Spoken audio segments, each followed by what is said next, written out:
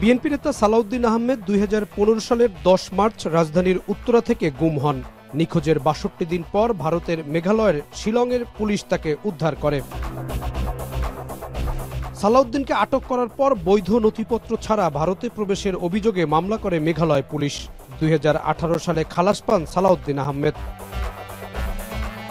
2023 সালের 28 ফেব্রুয়ারি আপিলেও খালাস পান বিএনপির এই নেতা।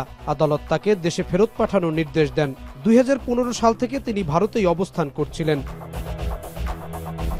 গেল বছরের 5 আগস্টে গণঅভ্যুত্থানে শেখ হাসিনা সরকারের পতন হলে দেশে ফিরে আসেন সালাউদ্দিন। একই সঙ্গে সক্রিয় হন বিএনপির রাজনীতিতে।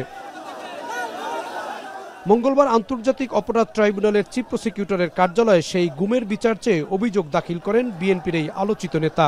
অভিযোগপত্রে শেখ হাসিনাকে করা হয়েছে প্রধান আসামি। আরও আসামি করা হয়েছে সাবেক স্বরাষ্ট্রমন্ত্রী আসাদুজ্জামান খান কামাল, সাবেক 2 আইজিপি বেনজির আহমেদ, একেএম শহীদুল হক সহ 7 জনকে।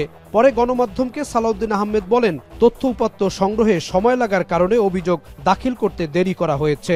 বিশ্বমানের থার্মিক্স রড, সালাম স্টিল থার্মিক্স, দেশের একমাত্র থার্মিক্স রড। তথ্য সংগ্রহ করা এবং আইনজীবীদের সাথে আলাপ করে একটা খুব ভালো মতো ড্রাফট রেডি করে জমা দেয়া, যাতে করে এই মামলাটা আমরা প্রমাণ করতে পারি, সেটার জন্য একটু সময় লাগে। তারপরেও আমি কিছুদিন বিলম্ব হয়েছে, সেজন্য এটার জন্য দুঃখ প্রকাশ করছি। আন্তর্জাতিক অপরাধ আদালতে আমার নিজের মামলাটি রেকর্ড করালাম। আমার এখানে প্রাথমিকভাবে 7 জনকে আসামি করেছি।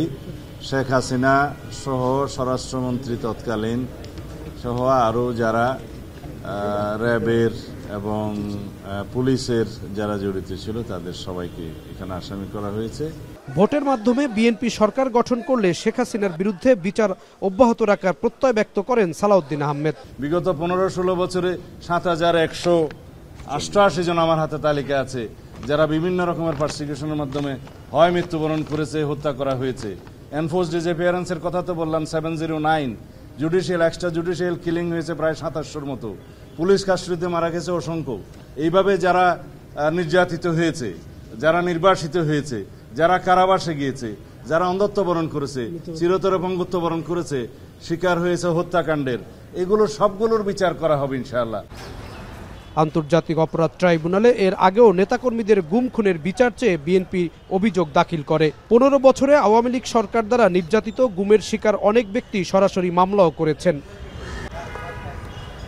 জাহিদ হাসান, এখন, ঢাকা।